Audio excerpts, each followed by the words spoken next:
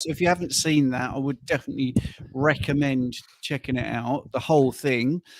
I don't know if you want to give us a little sort of snippet, Rich, because people will watch the whole thing, even if you sort of say what it's about. They won't just go, "That's not worth watching."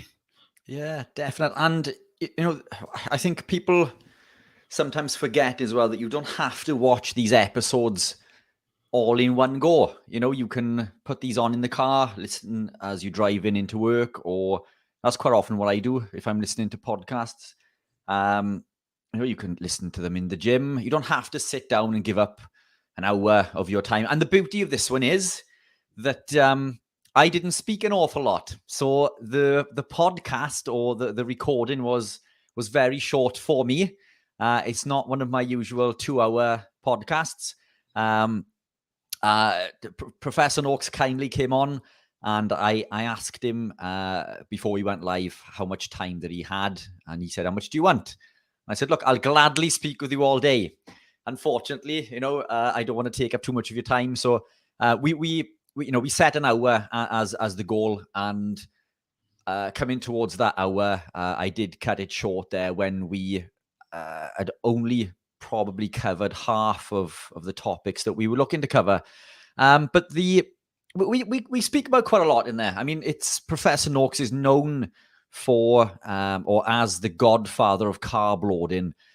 So he is the reason that almost every athlete puts carbohydrate in order to fill muscle glycogen stores in order to compete in an event. A half marathon, which I've done today, by the way, a marathon or a triathlon, or even this is what the average person does on a typical day, isn't it? Every morning, you and I, and the present company excluded, but people will wake up in the morning and they will consume a large bowl of cereal or toast, followed by a croissant and cake or something with a 10 o'clock cup of coffee. And basically we live in a life of carb loading. We are putting carbohydrate in ready for the marathon that we never run. And in there lies a big problem. So I wanted to go into a lot of depth in regards to the carb loading and the hypothesis that, we use muscle glycogen for fuel, and could an athlete be fueled purely by ketones supplied from stored body fat? So we went into a little bit of depth in regards to that, as well as some general health and well-being concerns. But I won't ruin it for the listeners who haven't listened or watched the video yet. But it's been viewed at an incredible rate for my channel. Some of the podcasts that that I've been on, yourself included, Steve, they've done incredibly well. But mine, because I don't have an awful lot of subscribers, unfortunately, whatever I put out on my channel doesn't get viewed as much. But this one has sort of just broken the floodgates, if you like.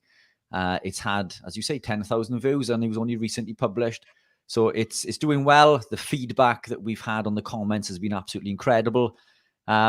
So yeah, whether you are concerned about type 2 diabetes, which we are going to record another podcast on and go into a little bit more detail in regards to that.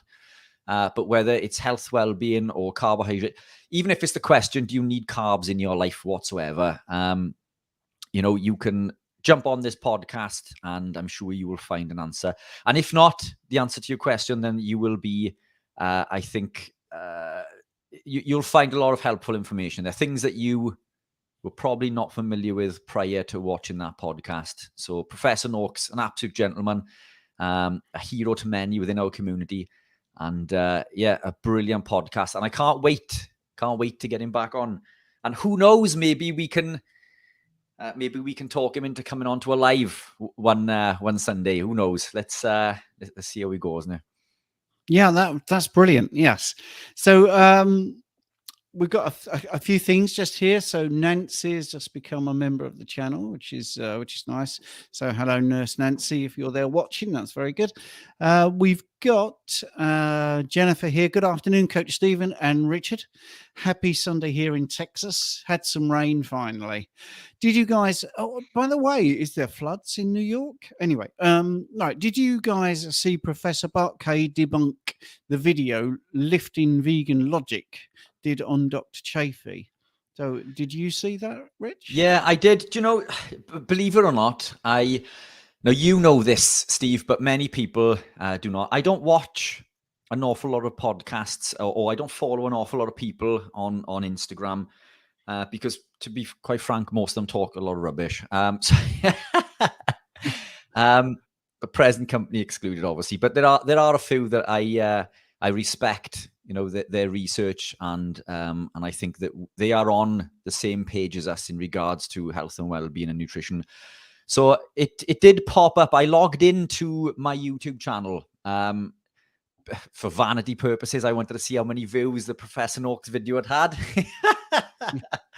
And one of the suggested videos popped up, and it was this video. So while I was working, I put it on in the background, and I spent most of the hour listening to it, or hour and something maybe, giggling to myself. And I messaged Professor K after, because I thought it was he's in a league of his own, isn't he? He doesn't care about what he says on YouTube, and the video is absolutely incredible. Yeah, I spent most of the time laughing because his sense of humor is on a different level. But yeah, fantastic podcast. And again, it's another one that just breaks down and debunks, as you say, the vegan logic. There was a vegan on there who was trying to rip apart sort of Dr. Chafee's comments that he's been making in regards to plant toxins and the plants are trying to kill us. And but yeah, this gentleman wasn't supplying any information to back up his argument. It was all sort of opinion based, but fantastic watch if you want a bit of a laugh for an hour. It's it's a good one. Right, cool. Thank you very much. I think I saw it in my feed. I didn't really watch it, so I will watch it if everyone thinks it's great. I love Bart Kay's videos. They're always very good. They're always entertaining and always informative. So yeah. Sash Mode, which I do like that name. Question: Hi guys, good to see you both. What do you both think about having organic apple cider vinegar? Many thanks. Well, I'm going to ask you, Rich, to go first because you're the supplement guy. And I might add my 10p thing if you're interested. Yeah, look, this is one of the topics that we covered a few weeks ago, I think, isn't it? There's a lot of research behind apple cider vinegar in regards to health benefits. And I stock it. I stock it as a product to help the low-carb ketogenic community, and I think it does have benefits. But again, it is plant-derived. It does come from a plant, and we know that, you know, all plants contain phytoalexins, plant toxins. Yes, fruit is the part of the plant that wants to be eaten, but it doesn't mean that we should eat it. One thing that I brought up in fact, I can't remember which podcast this was on, but I was talking to somebody recently in regards to plants. Plants make fantastic medications, and I am not anti-medication. If it wasn't for certain medications in my life, I would be dead. So there is a place for medication. I'm not against medication. I'm not against the development of science and all of these things that people think that we're against because we just like eating meat off a bone. I'm all for science. There's a place for it, and there's a place for medication for certain. But medication is there to treat a problem in the short term. So, you know, if you are unwell, medication can help. But medication shouldn't be consumed, in my opinion, on a daily basis or a prolonged basis of consumption, because I think that it's going to lead to deleterious downstream effects. So there are benefits to take apple cider vinegar. The question is, you know, do you need those benefits? And what we tend to find is that, you know, it can help with digestion and blood pressure. And this is one of the oldest supplements in existence, if you like. And it is, the research is incredibly mixed. There is some research which is all for the benefits of apple cider vinegar, and there is some which say it does absolutely nothing at all. And in my early days, I used an awful lot of apple cider vinegar, and I was incredibly fit and healthy. But again, I think I was fit and healthy in spite of, and not because of. I was still consuming copious amounts of spinach and kale and turmeric with black pepper. And yet, I was healthy. But I certainly wasn't healthy because I was consuming those things.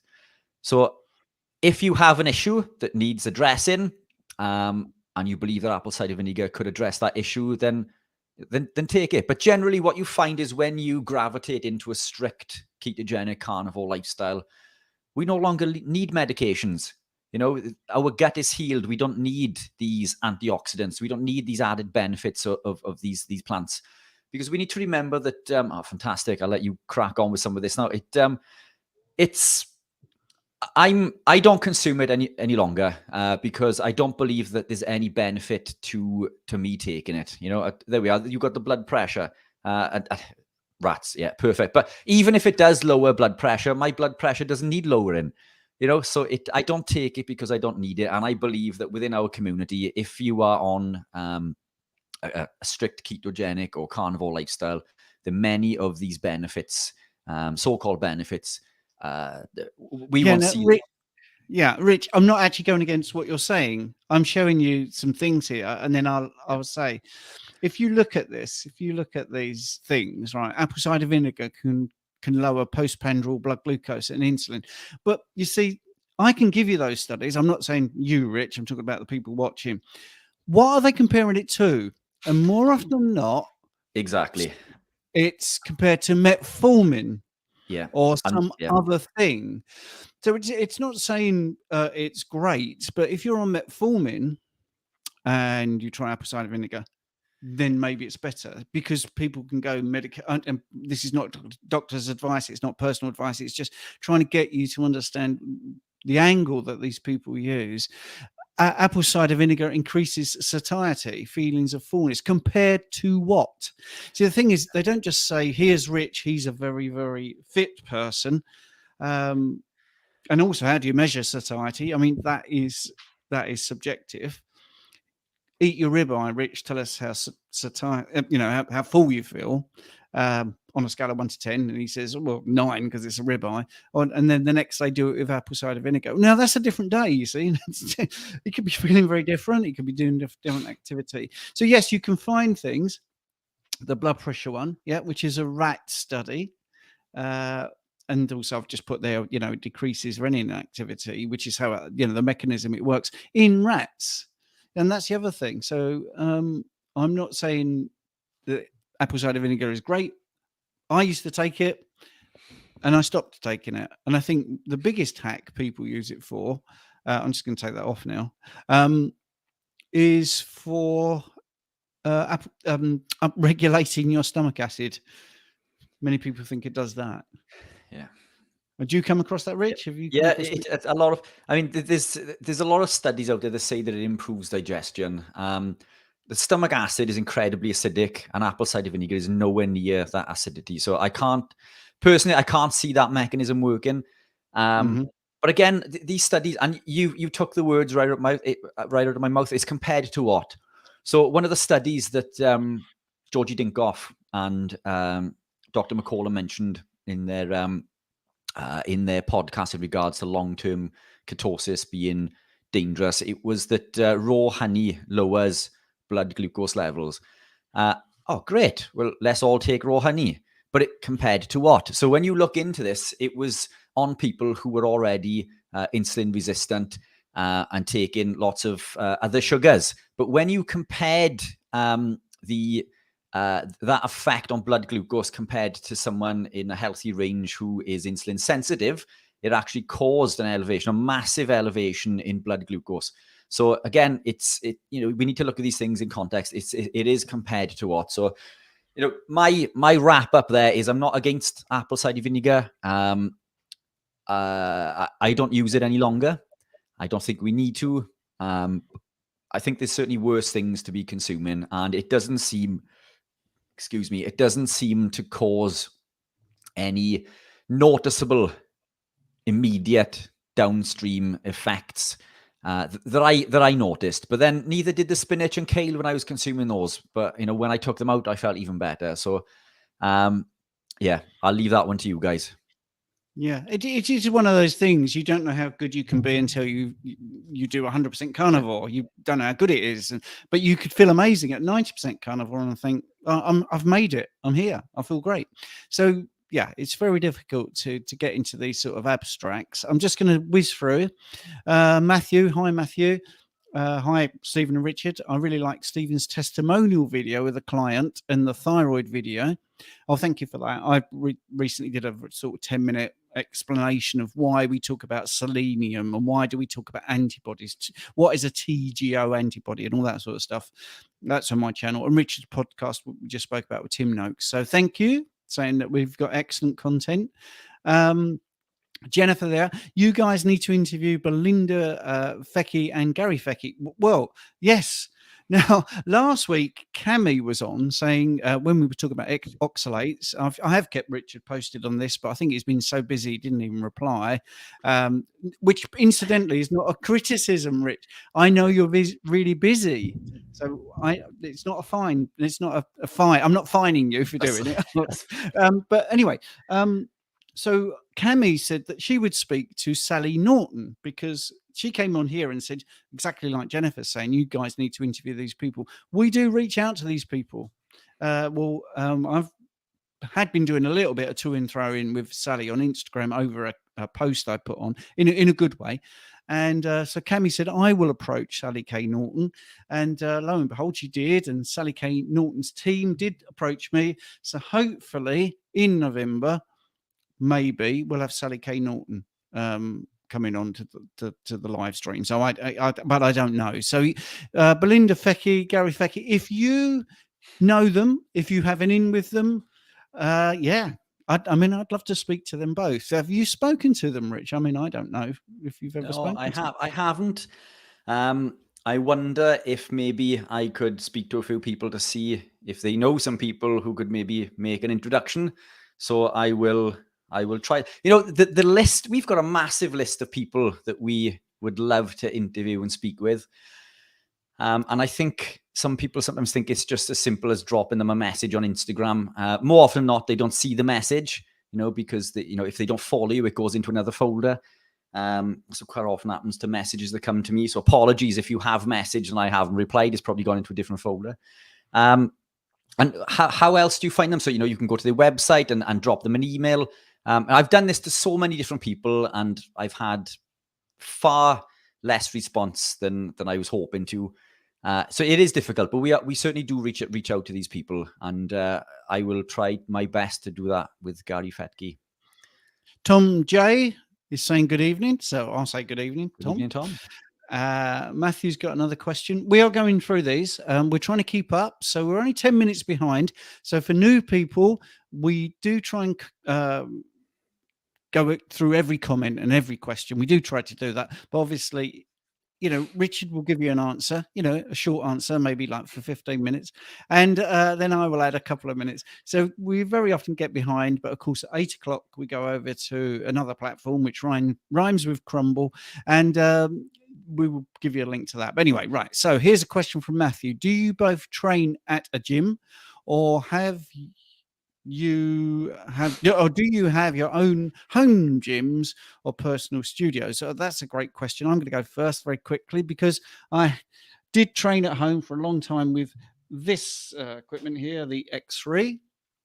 I did 18 months at home, not because of the restrictions, but because I was kindly supplied with the X3, not by the guy from X3, but actually from a client who had a spare one, which was great. So I did that for 18 months. I've actually recently gone back to the gym. Two reasons. One is I'm interested in doing 100-meter sprints, and you can't do it in this room. And where I go is just up the road, 10 minutes away. There's a 400-meter proper track. And obviously, I can do 100-meter sprints there and get timed because they're very kind to have a coach there that offers coaching for nothing, which is great. Part of the package, which is incredibly inexpensive where I live. So I'm lucky that way. And I would say that when I did the 18 months at home, I got lots of gains. That was when I had the most gains, which really surprised me. Which was in the third year of my carnivore journey, and exclusively with the X3, and I gained about 9 pounds of muscle, which was out of this world. But like Rich, always trying to do different things. I fancied the 100-meter sprint, so I decided, to attach myself to the gym. And now what I've found is I haven't used the X3 for a little bit, and I've been enjoying the gym. I don't have a preference. I really don't. I just think if you work to fatigue and you push yourself and you rest and you eat right, if you've got those things going for you, whether you're at home, whether you're in the gym, whether it's a mixture of both, whatever equipment it is, it's no good having the best rack of dumbbells if you don't lift the heavy one that makes it difficult for you. All right. And it's not going to be great if you're in the gym 7 days a week and not resting. So I think any bit of equipment, working hard, resting, eating, and that's the best recipe. So yeah. Anyway, sorry, Rich, fire away. Yeah. So I used to suffer severely with depression and anxiety. The anxiety was so crippling that I struggled to leave my house, as most of you already know.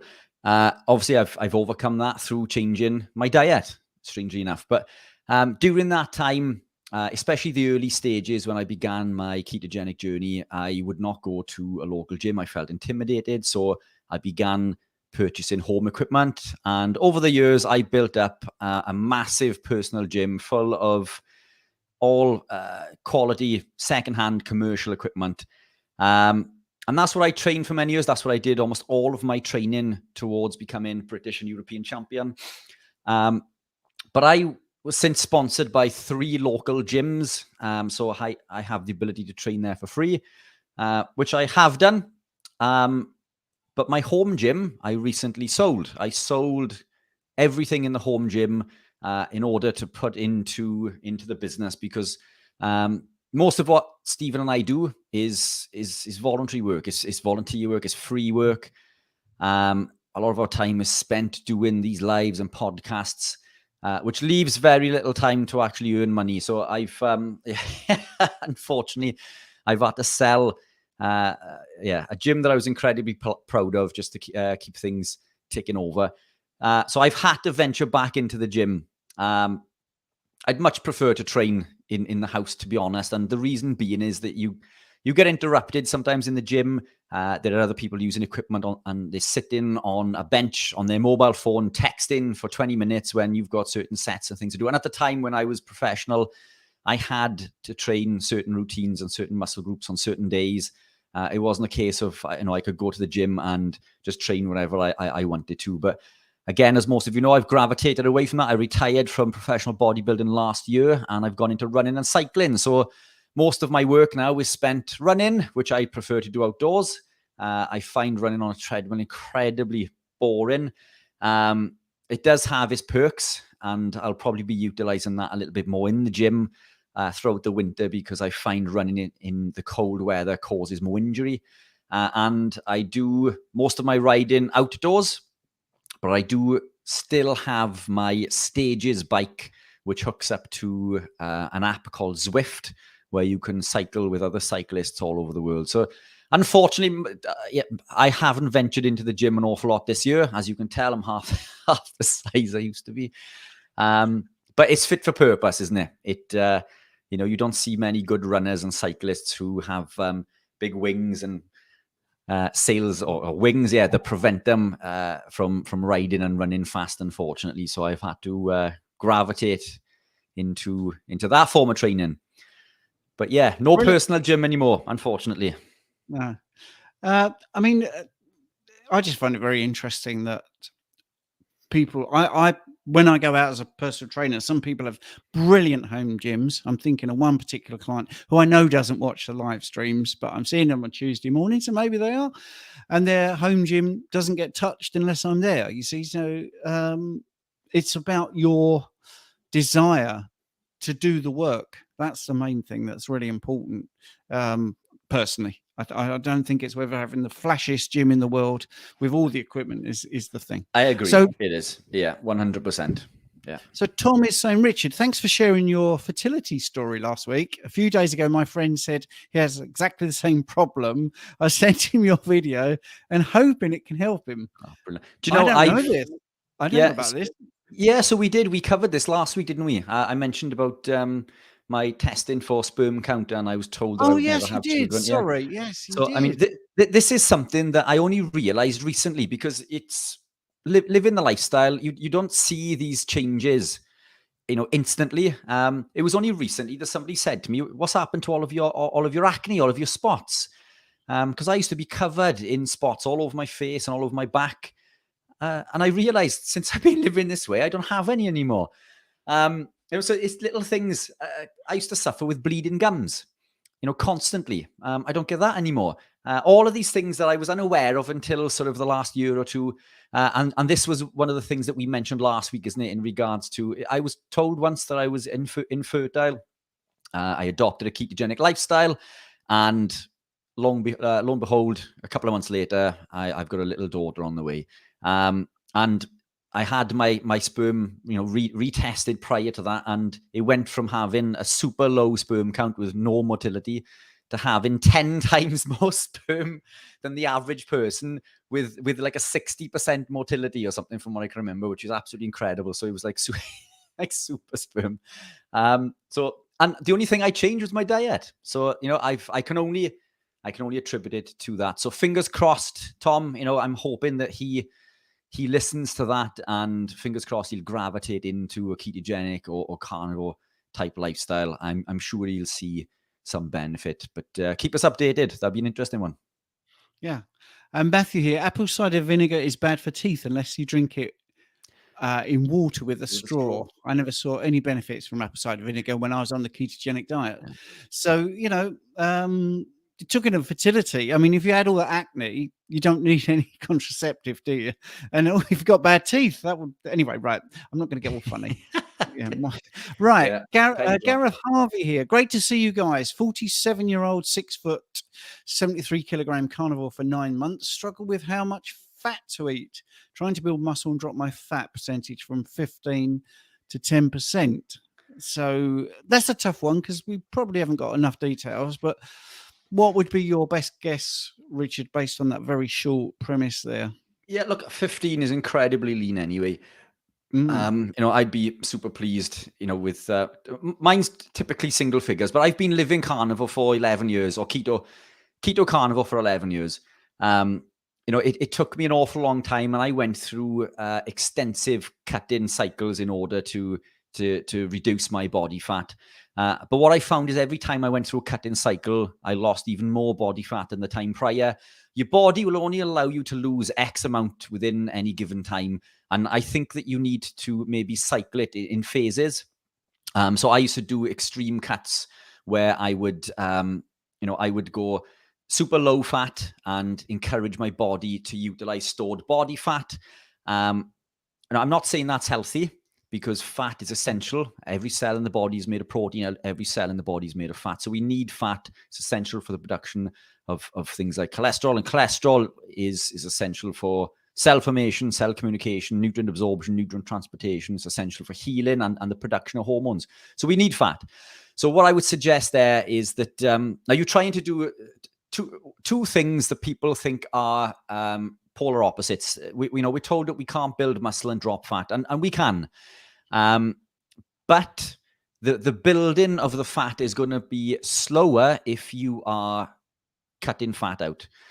So we need protein to build muscle. Carbohydrates has zero impact on muscle protein synthesis. So carbs have zero impact on building muscle, contrary to popular belief. Protein builds muscle through the activation of mTOR. What does increase muscle protein synthesis is the co-ingestion of protein and fat. So if you want to build muscle quicker, you need to consume the protein with the fat. Now, generally, I look at it as nature intended. So I would consume a minimum of 1 gram of protein per pound of body weight. But you can go higher. It's very difficult to overconsume on the protein and eat the fat as it comes with nature. So an egg comes with almost equal amounts of protein and fat. A piece of steak, depending on the cut, chicken breast with the skin, and all of these things in nature come with protein and fat. So if you nail your protein with minimum of 1 gram per pound, 1 gram of protein per pound of body weight, and you won't be far wrong. And then it's just the case of, if you want to reduce body fat, then in stages you need to consume less dietary fat. So maybe for a couple of days of the week, gravitate towards leaner cuts, maybe eat bass or fish or cod instead of salmon and sardines, mackerel, if you are eating those things. If you're eating a fatty cut of steak, maybe go to a leaner cut. Maybe throw some chicken or some leaner cuts of, and tuna and things like that in. But don't forget to have the higher fat feed days, because we need these for the production of hormones. But you're not going to see, nothing moves in a linear movement when it comes to weight loss. And as I say, I mean, I was competing for 4 or 5 years, and it took me that long to get down to 2% at competing. My standard fat percentage was around 15, 16%. And I would cut down to single figures for comp, and year on year, cut after cut, my body had the ability to cut leaner and leaner and leaner. And I got down to 2% on one of the final comps that I did during the European Championship. That's not healthy, by the way, but it was fit for purpose. So it's a case of playing around, not with calories, because, calories are a swear word,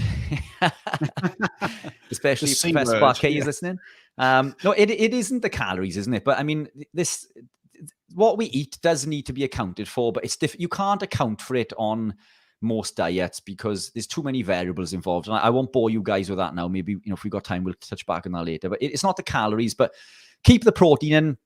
Reduce dietary fat on certain days of the week. You can either alternate it, whereas you do 1 day of leaner meats and the next day higher, or my preferred option is to do a couple of leaner and then put the higher fat in as you would normally. And over time, you will see that fat percentage come down, but it is going to slow down your ability to build muscle. So if you want to maximize building muscle, then we need to ensure that the fat is in there. So we need to keep that fat elevated. So, it depends what your goal is. You can do both, as I say, but it's going to be slower. So it's protein that builds muscle. It's not carbohydrate. It's not calories. It's protein and that activation of mTOR. Yeah. Doing the work, putting the work in. And training. And you have to train. Yeah. Plus, well, I mean, you'll get some. Yeah, you will get some muscle. But anyway, right. Matthew here. In my opinion, honey is bee vomit. Well, it is bee vomit. Spot on. And it's just as addictive as pure sugar. It certainly is. Somebody emailed me to ask if I'd seen Dr. Robert Cyrus's video where he thinks Paul Saladino is right, and he's talking about bloods. At no point does he talk about any symptoms for the person that he's talking about. So that is always a thing. Robert Cyrus doesn't understand why HbA1c goes up, because your red blood cells live longer when you're carnivore, and which that can be proved by doing a measurement of reticulocytes, which can prove the turnover of the red blood cells. Yes, he's one of his conclusions is a little bit of carbohydrate works because it changes the numbers, and that's not really good enough to me. I think you need to talk about symptoms.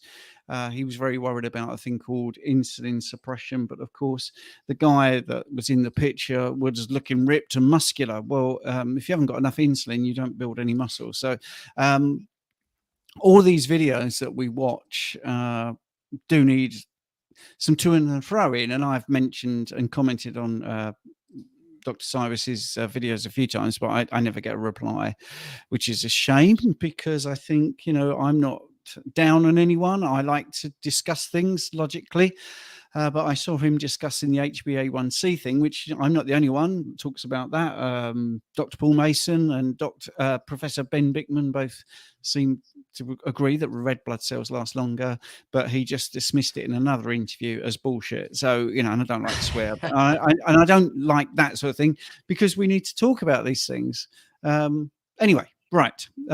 Here's Emma. Good day, everyone. I would love to hear your thoughts on energy crashing after eating an 8-ounce beef burger patty with cheese. First meal of the day at 1 p.m. This happens regularly. So my thing is always to tell people it takes 5 times the amount of energy to process protein than it does compared to, say, carbs or fat. So you're using 5 times the amount of energy. Second thing is, in the wild, animals like lions, when they have eaten, will have a sleep. So I don't know if we're out of touch with virtually everything that's natural in the world. Did we, as humans, used to eat our freshly caught meat and then have a sleep? I mean, it seems that that's what happens in the wild with other animals. And I think when we look at tribes that are not touched by Western civilization, we definitely see that they lounge around in the afternoon. It's normally about, sometimes it's about 12 midday in the shade of a tree or something like that. And very often it's like 2 o'clock. So that's my thoughts. Rich, I see you've got something ready to go on the screen. Is it pertaining to this question? No, it's not. It's to the last one, but I'll quickly sort of just jump on the back of what you said there. Completely agree. I do something that most people don't do. I eat just before bed, because if I don't eat before bed, I struggle to sleep. I eat and I sleep. So I've done that intuitively, and I don't believe that this whole thing about not eating before sleeping, is bad for you. I think it's rubbish, But yeah, I eat and then I sleep. So it's yeah, and actually, I'm going to jump in there because that's something that I was led to believe, and we've got to be open-minded. As soon as you said that, I thought, well, that makes total sense, because I'm always saying this stuff about if you eat in the middle of the day, you're going to fall asleep, right? Or many people do, or they feel a bit sleepy. What a perfect answer. Sleep just before you go to bed. And as I can see from you, you're not obese and you're not lacking in energy. So it seems to work. So Emma, thanks for that. That's really good. Let's get rid of that. Let's put this screen share on. I am trying to get to every single question. Can we make that bigger, Rich, what you're putting on there? If you don't mind. That's okay. So, if you could read a bit of it as well. So I'll read some of this now. This is I can't remember all of the bits behind the study. This was one of the ones that I did with Dr. Chafee on that rebuttal in regards to keto and low carb being good for us. And one of the arguments that they put forward, and Paul Saladino does, is that honey has zero impact on glycemic index. And well, this study shows the opposite. And I can see you drinking the electrolytes. I've just finished mine. So what this showed is that a consumption of 50 grams per day of honey worsened glycemic control, as evidenced by significant differences in changes in HbA1c. And they go on to say, so basically they give a group of people honey, and they showed that it worsened glycemic control, which is the opposite to what these other studies are saying. And coming back to what you said, compared to what? So it goes on to say there that, now where are we? So in agreement with us, in the most similar study, Barami et al. Reported deterioration of glycemic control following ingestion of high and incremental doses of honey, increasing from 1 gram per kilogram per day to 2.5 grams per kilogram per day. However, in other investigations by Rats et al., honey consumption for 2 weeks had no effect on serum glucose in comparison with sucrose or high fructose corn syrup. The discrepancy in the results of Rats et al. And ours and the Barami et al. Studies could be due to the control condition. While Rats et al. Compared honey with sucrose and high fructose corn syrup, we and Barami et al. Compared honey with no honey. And in there lies exactly what you just said in regards to compared to what. So when you compare it to someone who's incredibly healthy, who has good glycemic control, honey worsens glycemic index. And again, this is one study, and I'm sure somebody could find holes in this and rip that apart. But you can generally do that with most studies. But based on that evidence, it's honey is no better for you than sugar, unless you are consuming lots of sugar. Yes, and I think that was brilliant. That's really good. These research things that we put up on the screen, we'll try and put them in the descriptions if people want to see them. So Matey Campo says, good evening. I'm carnivore since November 23. November 23? That's in the future, isn't it? I think that might be a typo. Anyway, my labs are slowly improving. I have Hashimoto's and my TSH is high, which I'm going to talk about, actually, Rich, if you don't mind, when people say hi, by the way. So it's less than 10. T3 and T4 are okay, even with meds. I can't lose any weight. Any thoughts? Thank you. Firstly, just going back to that, Dr. Cyrus, or anyone talking about bloods, high is a pejorative term. It's making you think, well, that's bad. How do we know it's high? How do we know cholesterol is high? Well, we don't, because we don't know what a normal human eating the species appropriate diet from birth, what their cholesterol would be. So these normative ranges, and that's what they are, they're just ranges taken from people, and most people are not optimal in their health. So we're looking at ranges in these bloods and saying that's high. Well, when you look at LDL cholesterol, is it high or is it where it should be? Because once you take the plant sterols out, your LDL will increase. And also we see that if you look at NHANES data, that anyone that's had a heart attack, there's either hard endpoints, either has normal levels or low levels of LDL. 75% of people who die of a heart condition have normal or low. So surely that shows it's not normal. You could say, well, actually, that normal level is dangerous level because people are dying. And after that, it's not high, it's the appropriate level. So terminology is really important, and I'm not telling you off, matey. It's just that's how it's sold to you. So TSH is high. So we're going to say high in the ranges that we accept in the phlebotomy world. I'm a qualified phlebotomist. What does that mean? Thyroid stimulating hormone is not a thyroid hormone. It's a pituitary gland hormone. All right. The pituitary gland talks to the thyroid and says, hey, mate, no pun on your name, you need to make some thyroid hormone. So that's what TSH does. And many people see that as like the governor of thyroid hormone production. And I strongly recommend you look at my 10-minute video about this. Well, it isn't. Because there's so much you can learn from looking at the whole process.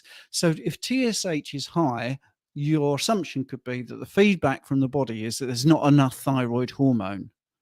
That's why it's high. Okay. And it's actually saying to the thyroid, make some more. Now, you've then in the next sentence, and again, it's not criticizing the question, it's just looking at the logic of how we think about these things. T3 and T4 are okay, even with meds. Now, if T3 and T4 are okay, you've got to then say, well, why is TSH high? Because it shouldn't be, because those are the things that are going back and being measured by the pituitary gland. So there could be a little bit more going on. So T3 is all T stands for is thyroid, and 3 is how many iodines are on the in the molecular structure, and T4 is how many iodines. So there's 4 on that. It's inactive when it's 4, and then in the peripheral tissue it gets converted to T3 and it becomes active and it actually does something.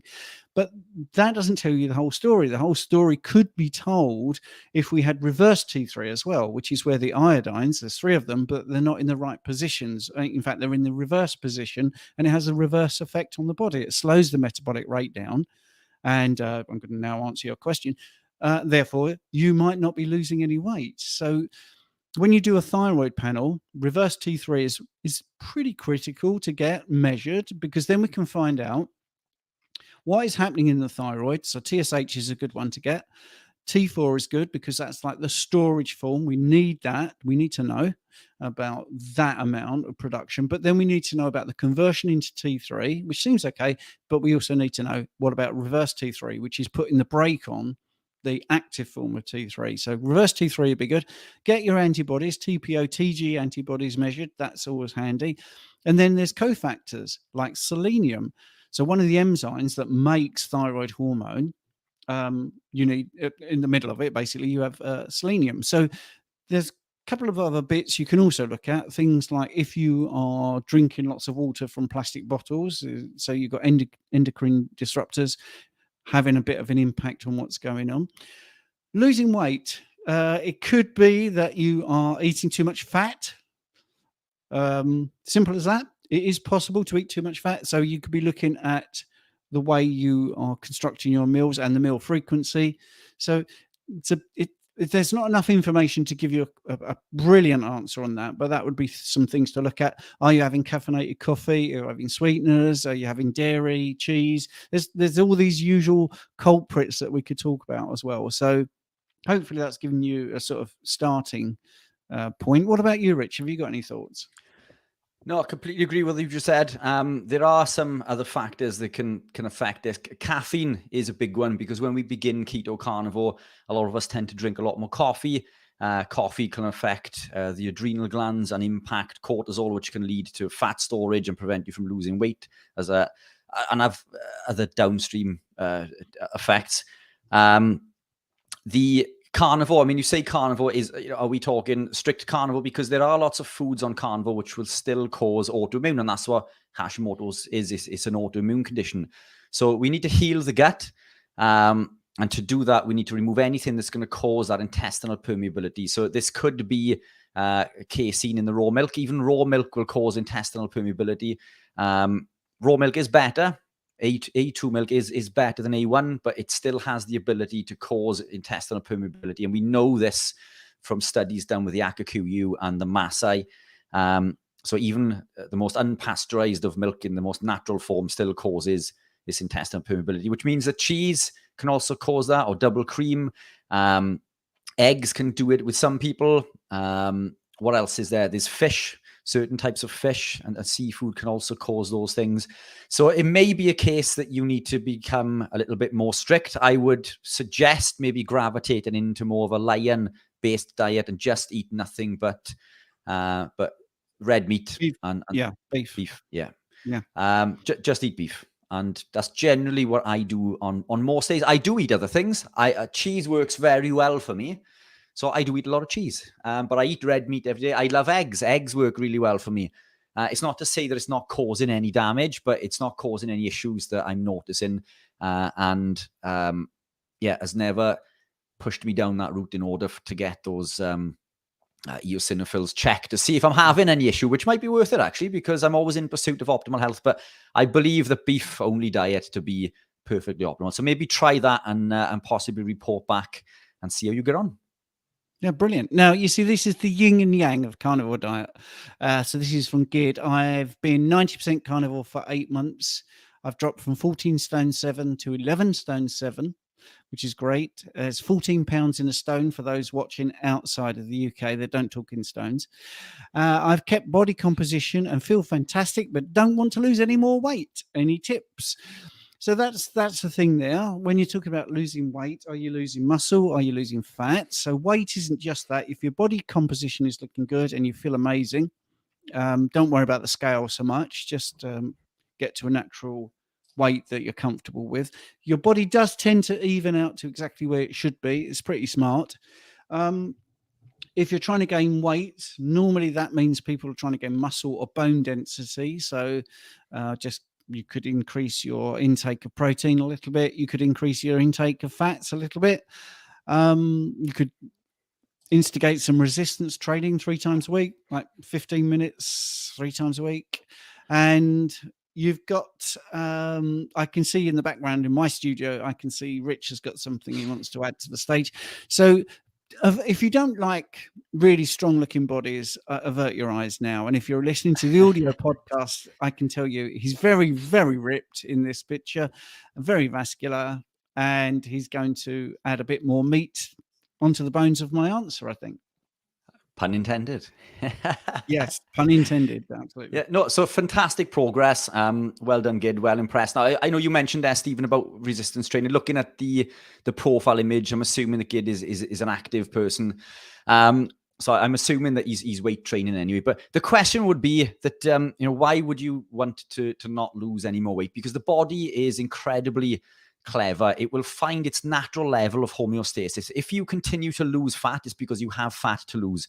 You're not losing muscle. It's almost impossible to lose muscle if you're consuming enough dietary protein and fat. So if you are living a carnivore lifestyle and you were getting at least 0.5 grams per pound of body weight, then I would be super shocked if you're losing any muscle. 0.5 is maintenance generally. And there is room for movement in all of these things because we're all different. 0.82 grams per pound is generally regarded as the minimum amount that we need to build. And being carnivore, I'm guessing that you're probably somewhere between 1 and 1.5, if not higher. So you're not losing muscle, it's fat that you're losing. And this is only going to improve body composition, which is the reason I put this up. Now, I look absolutely massive in this picture, incredibly ripped and shredded. I was the lightest that I've ever been in this picture. I looked absolutely huge when I was on stage. So this was taken a couple of weeks after. So my body fat percentage in this was around 3%. It was 2 weeks or 3 weeks after I won the European Championship. And so I'd started to pack on a couple of pounds. But again, pounds doesn't equal fat. Lots of other contributing factors. But my point is, I looked absolutely massive on stage, but it's not that I was big. It's more of an illusion. I had a very good waist to delt ratio. So I looked a lot bigger on stage. And when I competed against people who were over a foot taller and a foot wider than I was, I looked bigger because of my ratio. So body composition makes a world of difference. If you're becoming smaller, just wear tighter t-shirts. Just wear tighter t-shirts, show those bulges and be proud of them. But I wouldn't be concerned about losing weight. It's not muscle you're losing, it's fat. But if you are concerned about losing it, pop some creatine. Creatine is going to add some bulk and some mass. It'll hold water. It'll hold water in the muscle, not in the subcutaneous, and it will probably make you stronger if you're not already supplementing. And up the fats, but up in the fats is going to slow down the fat loss. It's going to, cause issues with body composition, and it will eventually cause weight gain if you are consuming excess amounts. Although it is incredibly difficult if you're trying to get it from natural sources on carnivore. But why be concerned? Why be concerned if you're losing weight as long as you're happy with your body composition and the way that it looks? Yeah, says he feels fantastic. Doesn't want to lose any more weight. Your body will sort it out. So just a quick one. Urinator there. That's a good name. How many I love that. That's brilliant. How many chicken nuggets we have to consume for you to completely blow out the bartine, I think. So, yeah. Right. Now then, matey, we're back to that. Good evening. Carnivore since November 22. That's better. My labs are very slowly improving. So, yeah, we answered that question earlier. Matthew again.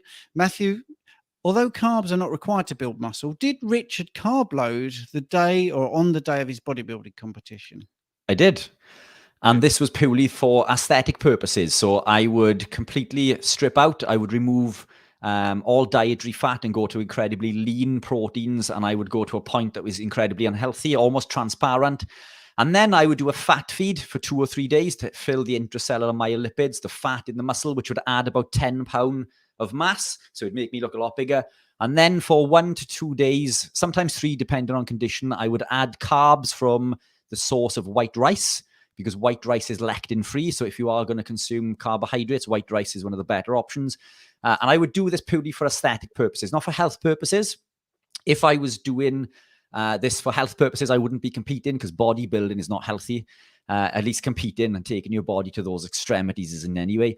But it was fit for purpose, because those carbohydrates would then add an additional 7 pounds of glycogen and water within the muscle and not in the subcutaneous. So over the course of 4 to 5 days, I would gain 17 pounds of body weight, and I would look incredibly big and vascular and ripped and shredded. But this was fit for purpose. I wasn't putting those carbohydrates in to improve my health. I was doing it for aesthetic purposes in order to achieve a goal. And Howie Robbery has asked, Richard, what was your workout routine when you were bodybuilding? So just basically, how many days a week did you work out, and how long were your workouts? How many times a day did you eat? So I'll keep this really short. So initially, when I started, I used to train twice a day, because I believed that the more you put in, the more you get out.